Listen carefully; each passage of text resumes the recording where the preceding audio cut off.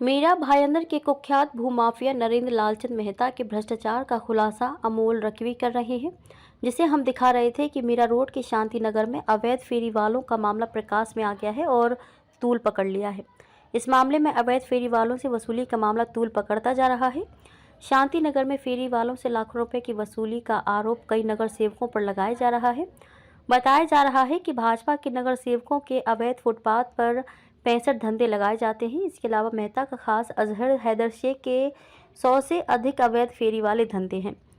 आए दिन दुकानदार और दुकानों के सामने फुटपाथ के धंधे वालों से हमेशा तू मैं होती रहती है। 22 अक्टूबर 2023 को फेरी वालों ने एक दुकानदार के साथ मारपीट की थी और विधायक गीता जैन जी के अथक प्रयास से नया नगर पुलिस ने अजहर हैदर शेख, शोएब अल्ताफ शेख, आनंद मोहम्मद सुतार के अलावा 3 से 4 अन्य व्यक्तियों के खिलाफ FIR 549/2023 भारतीय दंड विधि की धारा 143, 147, 323, 504, 506 के तहत मामला दर्ज हुआ है, जिसके बाद से फेरी वालों का मामला तूल पकड़ता जा रहा है। आए दिन नए खुलासे हो रहे हैं। इन फेरी वालों से भाजपा के नगर सेवकों पर लाखों रुपयों का हफ्ता वसूली के आरोप लग रहे हैं। कई लोगों ने कहा कि फेरी वालों को हफ्ता देना मजबूरी होती है। भाजपा की हफ्ता वसूली करने वाले नगर सेवकों को बॉस नरेंद्र लालचंद मेहता का नाम उजागर हो रहा है। जिस शांति नगर का विवाद चल रहा है, वहां की एक रेसिडेंस बिल्डिंग में ग्राउंड +1 पर अवैध माहिरा कलेक्शन नाम की कमर्शियल बनाई गई थी, जिसका उद्घाटन पूर्व विधायक नरेंद्र मेहता ने खुद अपनी करोड़ों की लैम्बोर्गिनी कार में आके 2 फरवरी 2022 को किया था, जिसकी काफी चर्चा हुई थी। अवैध माहिरा कलेक्शन के उद्घाटन में नरेंद्र मेहता के साथ वहां के सारे स्थानीय नगर सेवक जैसे प्रशांत दलवी, उस समय के सभागृह नेता दिनेश जैन, मनोज दुबे, अनिल वीरानी, उस समय के सभापति आनंद मांजरेकर, वंदना भवसार, उदय शेट्टी भी थे और अभी के FIR के मुख्य आरोपी अजहर शेख ने नरेंद्र मेहता का स्वागत किया था। ऐसा बताया जा रहा है कि अवैध माहिरा कलेक्शन का मालिक अजहर शेख है और इसमें वहां के नरेंद्र मेहता गुट के स्थानीय नगर सेवक उसमें पार्टनर हैं। अजहर शेख अगर प्रशांत दलवी, दिनेश जैन और नरेंद्र मेहता का करीबी है, तो क्या ये सब अवैध फेरी वालों का धंधा और हफ्ता वसूली का पैसा नरेंद्र मेहता तक जा रहा है? स्थानीय दुकानदारों का कहना है कि इस हफ्ता वसूली का लाखों का पैसा पुलिस और महानगर पालिका के अधिकारियों तक पहुंचता है। समाज के काफी वरिष्ठ और बुद्धिजीवी नागरिकों का कहना है कि ये हफ्ता वसूली का सिंडिकेट पूरा मीरा भाईंदर में फैला हुआ है और हर महीने लगभग 10 करोड़ की हफ्ता वसूली होती है। अवैध फेरी वालों की दादागिरी से महिलाओं की सुरक्षा और चैन स्नैचिंग जैसे बढ़ते अपराध के मामले भी जुड़े हुए हैं। कुछ लव जिहाद के मामले भी अवैध फेरी वालों से जुड़ते हुए हाल ही में दिखाई दिए हैं और मीरा भाईंदर में लव जिहाद के मामले भी बढ़ते जा रहे हैं। जो मीरा भाईंदर में कुछ भ्रष्ट नेताओं के साठगांठ में यहां आके अवैध धंधा करते हैं। क्या भ्रष्ट नरेंद्र मेहता और उनसे जुड़े भ्रष्ट नगर सेवकों पर कार्रवाई होगी? से कोई मालवनी से यहाँ के व्यापार करते हैं, शांति से रहने वाले शांति नगर में अशांति फैला रहे हैं। आज नहीं, ये कम से कम 10 साल हो गया है। 10 साल से हम चिल्ला के सभी प्रशासन को बोल रहे हैं, कोई सुनने को तैयार नहीं है। ऐसा सुना गया है कि पैसा लेकर यहाँ के स्थानिक जो नेता है, चाहे कोई भी पार्टी का नेता है, पैसा लेकर लोगों को बिठा के, फेरी वालों को बिठा के उनको और भी साहस देते हैं, ताकि बढ़ावा देते हैं। ये लोग यहाँ खाली व्यवसाय करने नहीं बैठे, यहाँ के हमारे बहनें बेटियों को छेड़खानी करना, ड्रग्स का धंधा करना यहाँ तक भी करते हैं। तो इसमें इसका कोई परमानेंट सॉल्यूशन होना चाहिए और हम रास्ते में उतरेंगे। उतर के अनशन में बैठने वाले थे, हम उसको स्थगित किए हैं कुछ दिनों के लिए। कृष्णा जून आज मीरा भाईंदर में खास करके शांति नगर के जो निवासी है, उनके लिए कई सालों से काम कर रहा है और आगे भी करेंगे। ये जो मुहिम चला है, किसी को मारना, एक तरफ हो गए व्यवसायी, एक तरफ व्यापारी और एक तरफ जो है हमारे फेरी वाला, इन दोनों की लड़ाई में हमारी जो प्रॉब्लम हो रही है उसको कोई सुनने वाला नहीं है। आज इसलिए हम मीडिया के सामने, मीडिया के माध्यम में सभी यहाँ के निवासियों को बता रहे हैं कि आप भी उतरिए, यहाँ उतर के यहाँ आंदोलन में बैठिए, आंदोलन करिए। ये हमेशा के लिए ये जो रोग है यहाँ से खत्म करने की प्रयास आज से ही चालू करेंगे हम।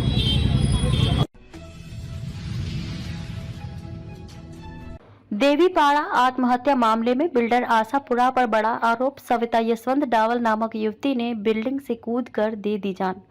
11 साल से बेघर लोग भाड़ा नहीं मिलने से डिप्रेशन के हो रहे हैं शिकार। बोरीवलीपुर देवीपाड़ा के टॉयटनिक SRA बिल्डिंग में किराए पर रहने वाली सविता यशवंत डावल नामक युवती ने 8वीं मंजिल से कूदकर आत्महत्या कर ली। पड़ोसियों ने बताया कि गत 4 वर्ष से आशापुरा बिल्डर ने भाड़ा देना बंद किया है, जिसके बाद से सविता का परिवार काफी परेशान चल रहा है। डिप्रेशन के कारण सविता की मां द्रौपदी यशवंत डावल को ब्रेन हैमरेज हो गया था। 2 दिन पहले उसकी मौत हो गई थी। उसी के बाद से सविता काफी परेशान थी। 27 अक्टूबर को सविता ने टॉयटनिक SRA बिल्डिंग से कूदकर अपनी जीवन लीला समाप्त कर ली। मृतक सविता के पिता यशवंत डावल एवं उनकी बड़ी बेटी विद्या उक्त घटना के बाद से काफी सदमे में है। वहीं दूसरी तरफ आशापुरा बिल्डर से 4 वर्ष का भाड़ा नहीं मिलने के कारण परेशान लोग सविता की मौत से काफी आहत हैं। सभी लोग इसके लिए बिल्डर को दोषी मानते हैं, क्योंकि बिल्डर ने पिछले 11 साल से सबको बेघर करके रखा है। सभी परेशान नागरिक अब एकजुट होकर सविता के सपोर्ट में बिल्डर आशापुरा के खिलाफ आवाज बुलंद करके अपने हक के लिए मुख्यमंत्री एवं उप मुख्यमंत्री से न्याय की गुहार लगा रहे हैं। बताइए, कल घटना यहाँ पे हुई है, क्या है कारण, जरा उसके बारे में बताइए। मेरा नाम विश्वन। कल आपके यहाँ से कोई यहाँ से उड़ी मारा, आप बहुत परेशान थे, बिल्डर पैसे नहीं दे रहे हैं, भाड़ा बहुत दिनों से बाकी है, क्या कहना आप? मेरे को अभी कुछ बोल नहीं सकते अपन। आपका विद्या मोरे। हाँ विद्या जी, कल आपके यहाँ से परेशान होकर के एक सुसाइड हुआ है, क्या है मामला, जरा बताइए, क्यों हुआ? बोल तो सांग ना। बताइए क्या है, क्यों आप लोग, बिल्डर भाड़ा नहीं दे रहा है, कितने दिनों से परेशान है बहुत आप लोग? 3-4 साल से भाड़ा ही नहीं दे रहा है बिल्डर। उसकी वजह से टेंशन है, उसकी वजह से अटैक आ गया। वो मेरी मम्मी थी, उनको उसकी वजह से ज़्यादा टेंशन था भाड़े का, और 3-4 साल से भाड़ा नहीं दे रहा था बिल्डर। और वो मम्मी को देख के बहन को मतलब टेंशन हुआ, इसलिए उसने कूदी नहीं। क्या कहना चाहेंगे प्रशासन से, सरकार से क्या अपील करना चाहेंगे? क्योंकि बहुत लोग पीड़ित हैं, अगर ऐसी ही घटनाएं घटती रही तो आने वाले दिनों में और भी घटनाएं हो सकती हैं, क्या अपील करना चाहेंगे सरकार से? हम लोगों को 3-4 साल का भाड़ा चाहिए और अभी घर चाहिए। कितने साल से आप लोग, तब तक और हम लोगों का रूम नहीं मिलता है, तब तक रहने के लिए हम लोगों को रूम चाहिए। कितने साल से आप लोग बेघर हैं, सब भाड़े पर रह रहे हैं? 11 साल हो गए। 11 साल ज़्यादा हो। 11 वर्ष झाली खाली 170 जन को जो चेक दिया, अभी जो थर्ड पार्टी बिल्डर ने दिया, आशापुरा ने दिया नहीं है, वो भी उसमें बहुत गोलमाल है। तो 170 जन को दिया, उसमें से ज्यादा करके कमेटी मेंबर का ही चेक आया है, उनके लोगों का आया है, आम आदमी का नहीं आया है, गरीब लोगों का आया नहीं है। घर दो, घर दो, घर दो, घर दो, घर दो, घर आमच्या हक्काचं, नाही कुणाच्या बापाचं, घर आमच्या हक्काचं, नाही कुणाच्या बापाचं। शनिवार रात करीब 11:15 पर मुंबई के चैम्बर स्थित डायमंड गार्डन के पास एक बेहद तेज रफ्तार कार सामने खड़ी एक स्कूटी में जोरदार टक्कर मार दी। इस हादसे में स्कूटी पर बैठे पिता, पुत्र और पुत्री गंभीर रूप से घायल हो गए। जानकारी के मुताबिक पीड़ित परिवार बर्थडे मनाकर अपने घर की तरफ जा रहा था। इस दौरान डायमंड गार्डन के सिग्नल पर उनकी गाड़ी रुकी हुई थी। तभी सामने से करीब एक 30 साल की लड़की बेहद तेज रफ्तार से कार चलाती हुई आई और स्कूटी में जोरदार टक्कर मार दी। इससे हादसे में तीनों लोग बुरी तरह घायल हो गए। सभी को इलाज के लिए नजदीक के जैन हॉस्पिटल में भर्ती कराया गया है। पीड़ित परिवार के मुताबिक महिला नशे में धुत थी और गाली गलौज कर रही थी। यहां तक कि पुलिस स्टेशन में भी आरोपी महिला ने काफी हंगामा किया। मामला उस वक्त और गर्मा गया जब आरोपी महिला को मेडिकल के लिए ले जाया जा रहा था। इस दौरान परिवार वालों का गुस्सा आरोपी महिला पर फूट पड़ा। किसी तरह पुलिस आरोपी महिला को बचाकर अस्पताल मेडिकल के लिए ले गई। पुलिस के मुताबिक इस मामले में संबंधित धाराओं के तहत मामला दर्ज किया गया है और आगे की जांच की जा रही है। सबसे पहले आप अपना नाम बताइए। मोनी जायसवाल। मोनी जी, कितने बजे ये हादसा हुआ? अभी फिलहाल 1 घंटा पहले। पूरा घटना के बारे में बता दीजिए। अरे हम लोग अपने घर के फैमिली बर्थडे पार्टी से वापस आ रहे थे, बहुत आराम सब लोग, और ये डायमंड सिग्नल के पास से वो लड़की इतना पी हुई थी, इतना ज्यादा पी हुई थी, आके जबरदस्ती ठोक दी। हम लोग की गाड़ी इधर आ रही थी और उसने आके जबरदस्ती, जबकि सिग्नल खुला हुआ है, सब कुछ हुआ है, और बड़ा वाला लड़का पीछे बैठा था तो वो आगे आया तो उसके सर में चोट लग गई तो उसको फट गया, वो बेहोश हो गया जगह पर। और जो छोटी वाली बेटी उसके पैर में लगा है तो वो फ्रैक्चर हो गई, तो वो भी बेहोश हो गई थी।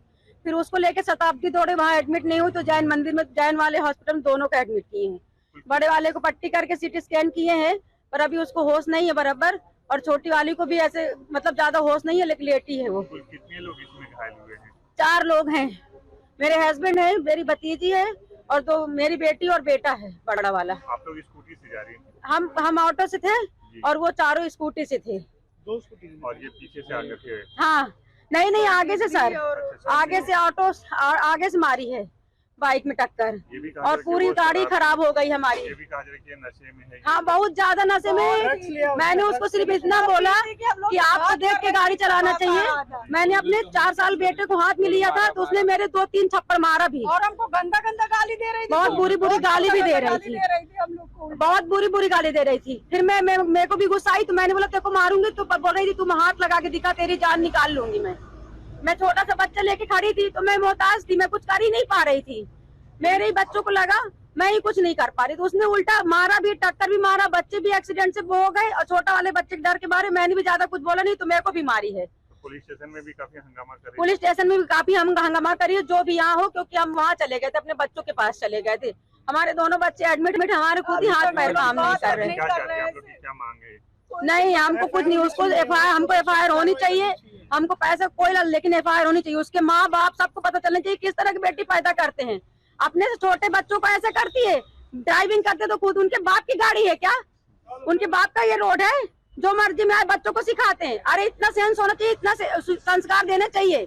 बम्बई में रहो चाहे बिलायत में रहो, कहीं भी हो, इतने संस्कार होने चाहिए कि कम से कम अगला, अगर ठीक है हमारी गलती होगी हम माफी मांगते हैं, लेकिन वो इतना ड्रग्स ली है, इतना शराब पी है कि जिसका कोई हिसाब नहीं। उसका बाप हो अमीर हो, हमको उससे कुछ लेना देना, लेकिन हमको इंसाफ चाहिए। मेरी बेटी के पैर फ्रैक्चर हुआ, अगर वो सही नहीं हुई तो मैं उसके घाट तक घुस के उसको मारूंगी, इतना तो है, चाहे कोई कुछ करे चाहे नहीं करे। पुलिस से किस तरह का सपोर्ट मिला आप लोगों को? पुलिस से हम कुछ ढंग का सपोर्ट नहीं मिला, हमको कुछ नहीं करने दे रहे। मेरे को मारी, मैं बोल रही हूँ मुझे मारना है, लेकिन हम कोई पकड़ के खींच रहे हैं। जाने दीजिए, हम जो भी करना हम पुलिस स्टेशन में करेंगे। बाकी पब्लिक थी, हम लोग के सब जो थे सब साथ में, तो वो हॉस्पिटल लेके अभी भी आपने देखा ना, उसको सपोर्ट करके ले गए ना, हमको टच भी नहीं करने दिए। मैं एक बेटी की माँ हूँ, मुझे पूरा हक है मारने का। उसने मेरी बेटी को चोट पहुँचाया, लेकिन इन लोगों ने कोई सपोर्ट नहीं किया। बच्चे लोग को तो कब क्या मैंने उस लड़की को एक हाथ तक नहीं लगाया, लेकिन वो मुझे 2-3 झापड़ मारी है।